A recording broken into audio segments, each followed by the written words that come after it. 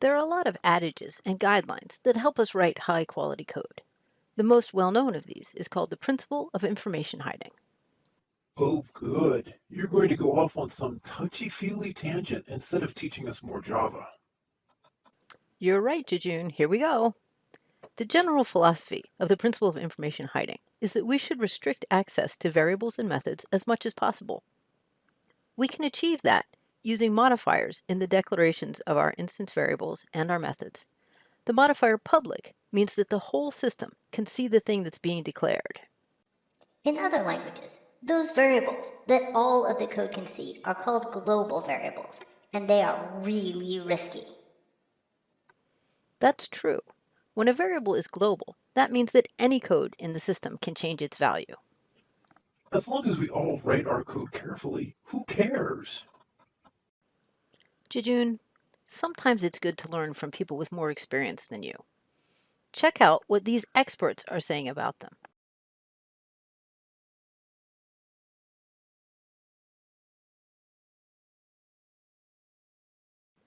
Those are some pretty strong statements.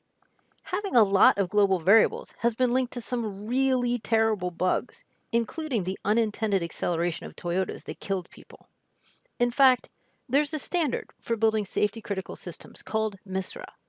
This standard was originally developed for cars, but it has been broadly applied. One of the things MISRA talks about is how different components, in our case components are classes, how different components interact with each other. In that list, they put global variables as the second to worst kind of relationship. The reason that global variables are so bad is that different parts of the system might understand the purpose of the variable differently. As the system gets more complicated and we're adding to an existing system, it's easy for an engineer to misunderstand code that someone else wrote. If that happens, when the system is running, it almost looks like the value of the variable just randomly changes. Trying to find out who used it wrong requires looking through the entire system. That makes those kinds of bugs really hard to find. At the other end of the spectrum from the public modifier is marking things as private. When we use private as the visibility modifier, only the code in that one source file can see the thing that we're declaring. As a general rule, all instance variables should be made private, and only methods that some other part of the system needs access to should be marked public. Whenever possible, things should be marked private. In truth, there are two other visibility modifiers, but they relate to parts of Java that we won't see in this course.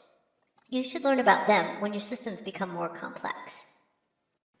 Since we want to make all of our instance variables private, we often need to provide a way for others to view or modify them. To do that, we make methods that provide that access. Getters are methods that simply return a value, and setters are methods whose purpose is to set that value. When we do this, we make the method be named get or set, followed by the name of the variable, getBalance and setBalance. If the variable is Boolean, sometimes people use is instead of get, isAlive instead of getAlive. You need an example. I'm on it. Here's a simple class that has one instance variable. We marked it private to keep it hidden. This is its getter. Notice that the name is get plus the name of the instance variable. Its return type matches the type of the variable, and it only contains the return statement. This is the variable setter. The name is set plus the name of the instance variable. The return type is void because it doesn't return anything. It has one parameter whose type matches the type of the variable, and all it does is copy the parameter's value into the instance variable. OMG, you have gone off the deep end. That is a lot of work for one little variable. Oh, Jejun, things are only hard when you don't know how to do them. Eclipse has a bunch of tools that help us write standard types of code like that. So here is my simple class, and it has its instance variable. If I say select it and say source, generate getters and setters, it lets me pick which ones I want, and I say generate. Lo and behold, it writes the code. Now, the code that is written here is just a little bit different from the code that was in my example. You'll see it uses this keyword this. The trouble here is, and we'll talk about this a lot more next chapter, but it created two variables that are named instance variable. One of them really is my instance variable, and the other one is the parameter to the setter.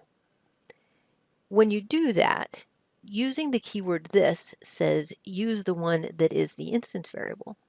And when you don't have the keyword yet this, it says use the one that is the local variable. But I don't really like this code because I think it's confusing that there are two variables of the same name.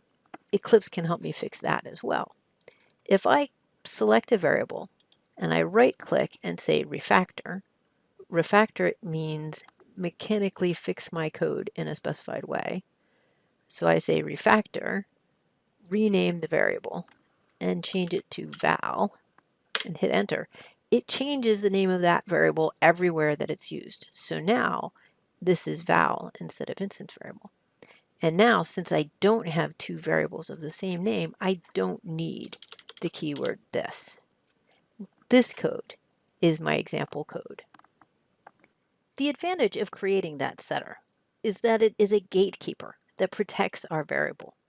Since our variable is private, no code outside our class can see or change it. So the setter is the only place where code from the outside of our class can come to change the value. That means that a single breakpoint in the setter catches anyone who tries to change the value. The bottom line is that the principle of information hiding says to limit the part of the system that has access to variables and methods as much as possible. In Java, we do this using visibility modifiers. The convention is to mark all instance variables and as many methods as possible as private. We use getters and setters to provide controlled access to the instance variables. The purpose of this is to limit the way our classes interact because that reduces bugs. And when bugs do happen, the controlled access makes them much easier to catch.